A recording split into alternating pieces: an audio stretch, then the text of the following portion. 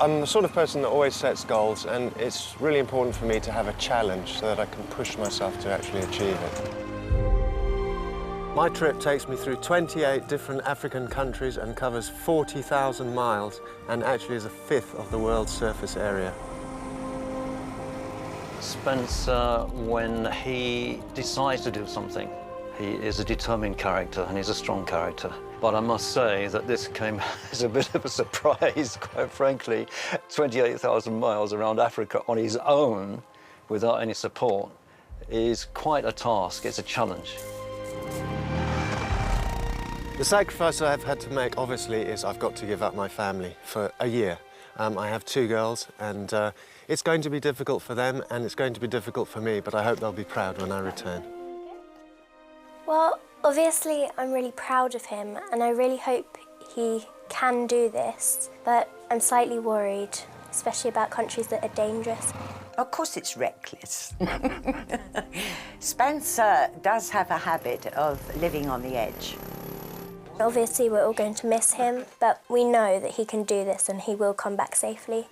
I admire and respect people who try these extreme challenges.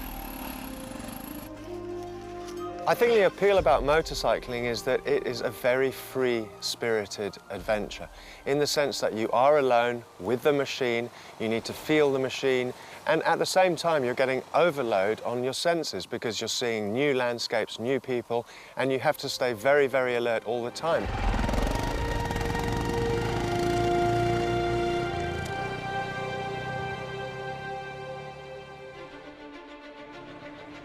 Finally, after a year of planning, the day has arrived for Spencer to pack his bag and set off on his epic journey. The British weather turns up in all its splendour, as does the entire village, family and friends, to wish Spencer the luck he will need. All ready to go now. Nice weather. Bikers who've heard about this ambitious journey also turn up to ride with him to Dover, where he'll board the ferry to France. With this send-off, he can't change his mind and run off to the nearest cosy pub.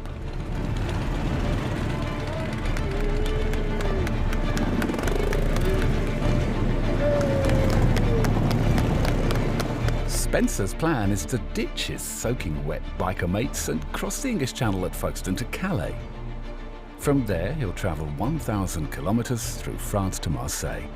At Marseille, he'll leave the land of garlic and casseroles to catch the overnight ferry to the land of hummus and kebabs, Tunisia, which will be the start of his African adventure.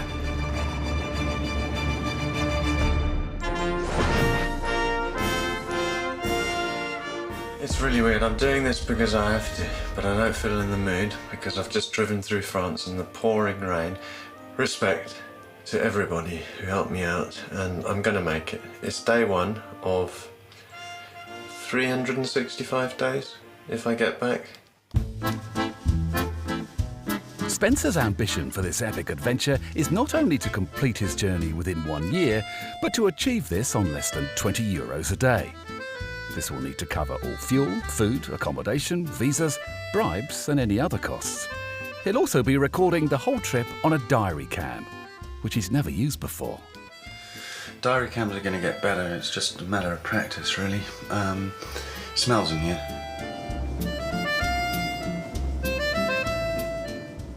Safely on board the ferry at Marseille, Spencer steams away from the garlic breath of France to make the 22-hour crossing to Port Tunis in Tunisia. Formerly a French colony, Tunisia borders Algeria and Libya. Immediately upon arrival, Spencer gets straight on his bike and heads south for 300 kilometres towards the Libyan border.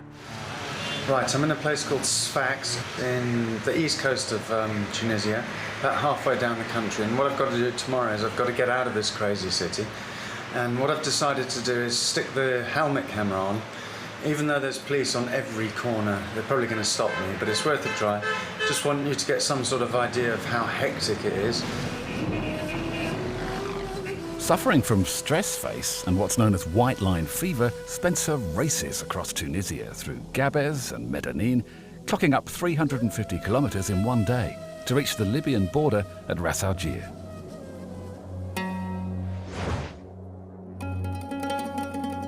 Travelling in Libya is heavily restricted. The only way Spencer can be permitted to cross this vast country is to be escorted. The moment he crosses the border, he's met by two chain-smoking Libyans in need of dental care and their car. Spencer's only option is to follow their Deu Leganza for the next 3 days in order to cross Libya and reach the Egyptian border.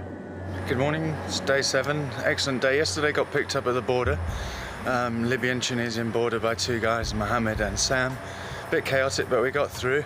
Driver, Mohammed, he just jumped in the car, it's typical African style, said, follow me, 120, 130, 140 kilometers an hour through traffic. He nearly crashed about 6 times. So today I'm just not going to let him push it, I'm going to take it easy. At a slower pace, Spencer makes good progress along the coast road through Tripoli. At Al-Khums, he visits the Roman ruin Leptis Magna, then continues on to Benghazi and Tobruk.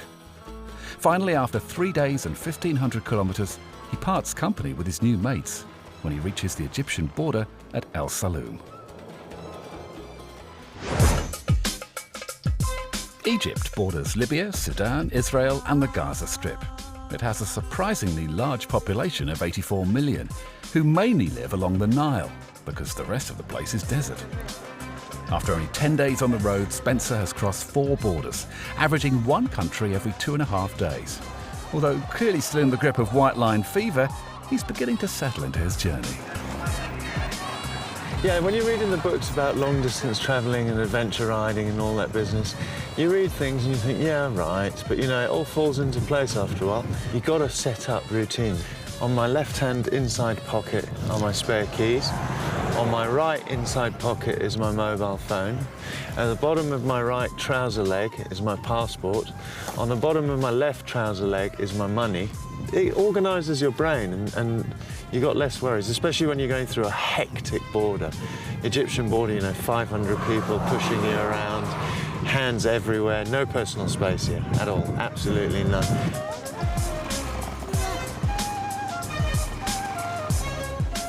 Okay, I'm in a place called Marsha Matrush and it's really beautiful. I just wanted to tell you about the best meal I've had so far on this trip.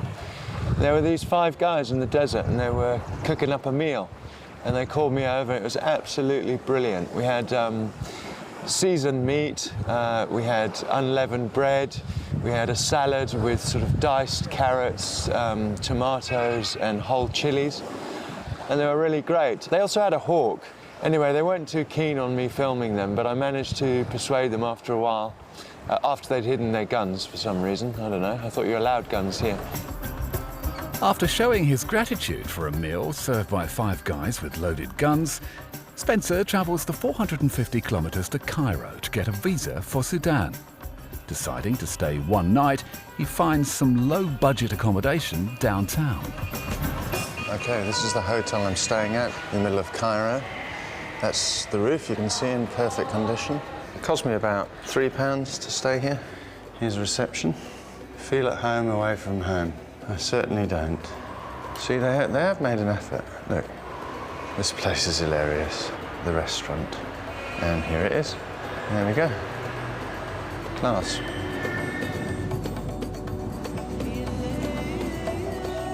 After getting the Sudanese visa sorted and experiencing the luxury accommodation of Cairo, Spencer skips the pyramid tour and heads south along the fertile banks of the famous River Nile. His next destination is Luxor. I've noticed this, because this is a bit off the beaten track, so I've come into some little towns, there's been 4 or 5 junctions, and you have to drive around. You ask someone, same old story, he says one way. You ask someone else and he says, no, it's the other way. So you find out from about 5 people, and if 3 of them agree, you go for it.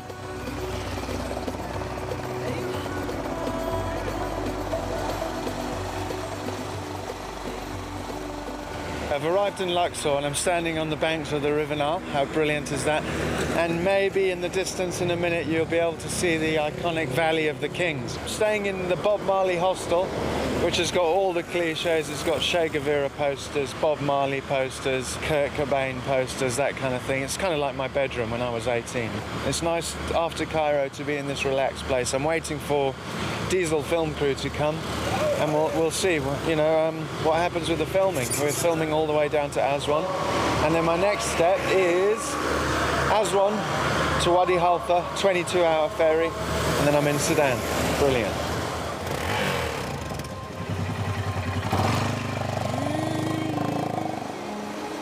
Before Spencer left England, he received free laser eye treatment. In return, the laser company requested an advert to be shot during his journey. After spending a lot of time trying to find a suitable location, the camera crew finally started filming at a Nubian village on the banks of the Nile.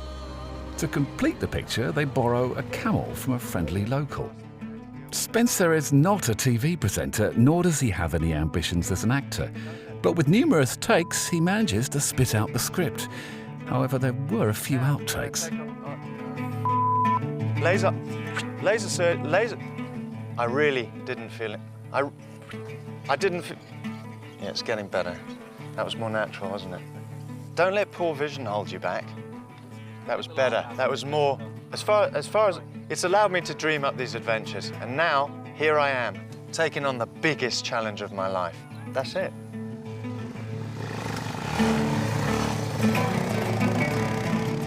With an Oscar-winning performance from Spencer and some action riding shots filmed in the desert, the commercial for laser eye treatment is completed. As Diesel Films heads back to Blighty, Spencer moves on to the Aswan Dam to catch a ferry across Lake Nasser to Sudan.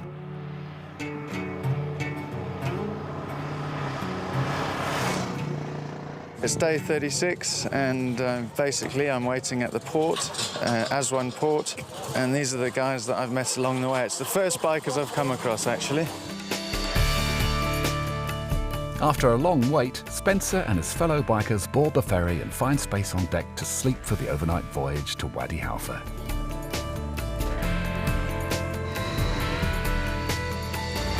Okay, good morning. I've got to speak pretty quietly, so I hope you can hear me above the engine.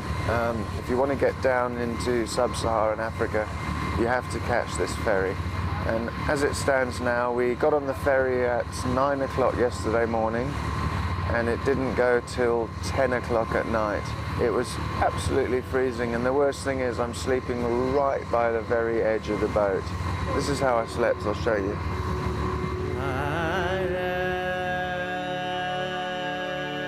Looking like a bank robber, Spencer enters Sudan at the Lake Nasser port of Wadi Halfa. The area of Darfur in western Sudan is known globally for its terrible famine and civil war. It's estimated 2.8 million people have been displaced and 300,000 killed during the crisis. Right, it's the 9th today, so it's the 40th day of my trip. So down below me is the hotel where we stayed. It's down over there. Now, the thing about that hotel is it's not a hotel at all. It's kind of like it's like a backpacker's, but a little bit less. It's got sand floor and that sort of business. It's still arid around here. People have already changed here. They're fully Sudanese. They're much blacker, much taller. We've seen people taller than me, which is surprising compared to Egypt. But so far, everything's great.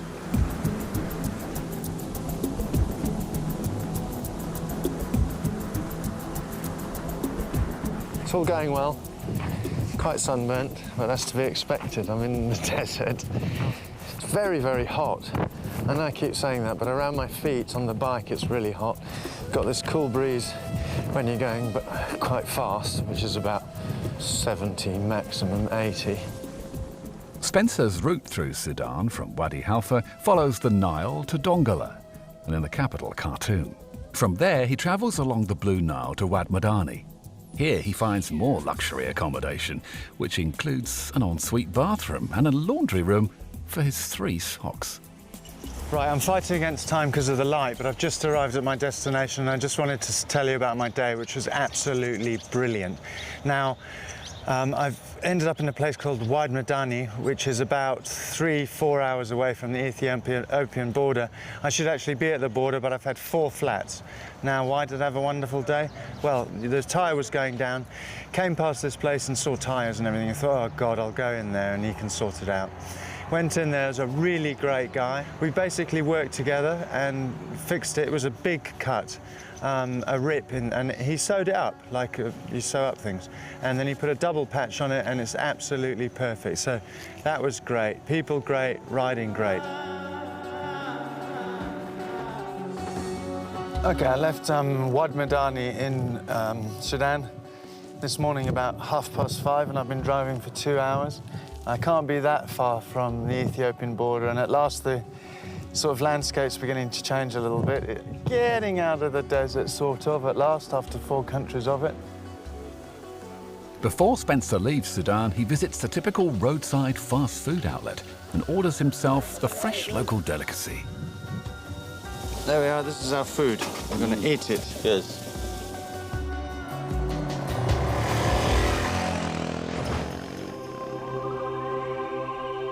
Ethiopia has a population of 93 million, making it the most populated landlocked country in the world. Right, I've been in Ethiopia for about an hour and I'm absolutely blown away by the place. It is beautiful. The change from Sudan is just incredible. I'm not saying Sudan isn't beautiful, but everything's changed. The people have changed, the clothing's changed. They look a lot poorer, but a lot happier. They're a lot more friendly so far.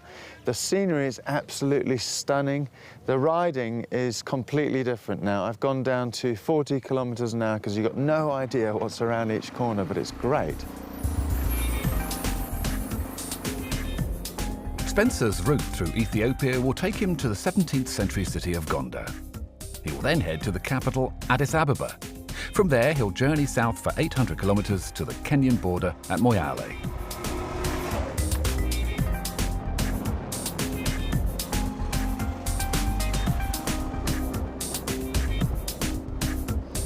Right, I'm in the middle of Gondar, and I'm in this Gondar castle. It's just unbelievable. This is such a beautiful town, absolutely beautiful. This place is weird because, well, 300 years ago it was the second biggest capital in the whole of Africa for about 200 years. So it's quite a historic place. No way up. At the old ruins of Gondar, Spencer meets up with another blast from the past, his hairy mate Carl, who he first met at the ferry port of Wadi Halfa in Sudan. It's nice there. Spencer and Carl decide to camp in the city, giving them a perfect excuse to pass on their Boy Scout tips. A couple of things about camping. You don't need a big tent. You can actually make it from the north to the south of Africa almost without a tent because there's always places to stay. My opinion is take a tent, but don't take a tent like these German guys that are with me, but it's just typical. Have a look. You can fit 20 Germans in there and maybe 60 Ethiopians. That's more the kind of thing that you want. See the size difference? After a night in Gondar, Spencer continues his journey towards Kenya. As he nears the border, he hears more and more reports about lawless bandits operating in northern Kenya. The area is becoming notorious for attacks and shootings on tourists. Carl has managed to hitch a ride on a 4x4. Handy with a camera, he films Spencer as they journey towards the border. I'm getting a little bit nervous now. I'm just about 45 minutes from the border, Moyale border, and there's been some trouble there. Basically what happened was 4 people got hijacked by Samburu tribesmen, everything got stolen, and then they were stripped naked and shot. I think I'm stalling slightly because I'm a bit nervous about getting over there, so just sort of holding off a bit. Okay, I don't really know what to say. It's New Year tomorrow. We're in Moyale on the border with Kenya. Behind me is the convoy that's going. The reason they've got this convoy is because people are getting shot. Pretty scared at the moment. I'm going on my own. Carl's managed to get a lift with 3 English guys in a Land Cruiser, so I'm going to stick close with them. I didn't really want to make this kind of report, but we've been told by a couple of people, so that's that. Let's hope I make another report. Spencer makes it safely over the border and continues travelling alongside Carl and his 4x4 buddies. His plan for the next few days is to travel the 1,300-kilometre route from the border crossing at Moyale to Marsabit, and then on to Isiolo, and finally to Kenya's capital, Nairobi. But progress is slowed as he keeps sitting down for a break. Say that again. Well, the back tyre's a road tyre and it's completely bald. So in this mud here, it just won't hold the road. I got my boot wedged in here. I nearly broke my foot though. Check it out. I just got out. Look at that. I just dived out the way, but it caught my foot.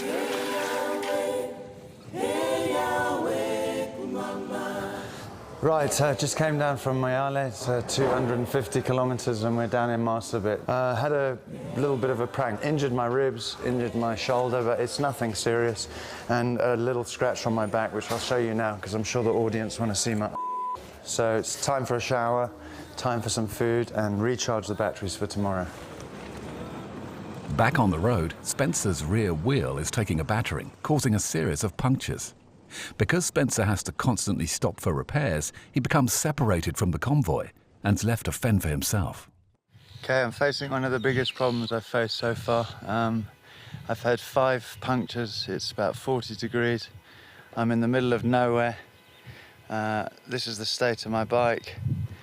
Got a guy to help me. They're going to go and look for glue. And this is the road I'm going down to Isiolo. With glue found by the locals, the puncture is repaired. But Spencer is about to face a much greater and potentially fatal incident, literally around the corner. Just tell you what happened yesterday, because it's a bit weird and a bit frightening. 7:30 o'clock in the morning, I was driving along, and then on the top of the hill I saw 3 guys, and immediately one of them pulled up a gun and shot at me. And then there was a second shot, so I went down on the bike and I carried on riding. But then I think the third bullet must have hit the brake and the wheel, because everything just went, and the wheel, you can see it's in a bad state. But I picked up the bike, they came running down the hill, and I rode off. But then the problem was the wheel was punctured. I didn't have any repair kit, so I carried on driving, and unfortunately all the spokes got broken. Yeah, pretty much the most hectic day I've had on this trip so far. That's about all I can say at the moment, because my head's not really very together. The bike is unrideable, and Spencer is in a state of shock. Fortunately, he manages to make contact with Carl, who was waiting for him 100 kilometers away in Isiolo. Somehow, Carl manages to organize a truck to rescue Spencer and his busted bike. They head to the relative safety of Nairobi, where Spencer will have time to consider the near-fatal shooting and whether he still has the will to continue.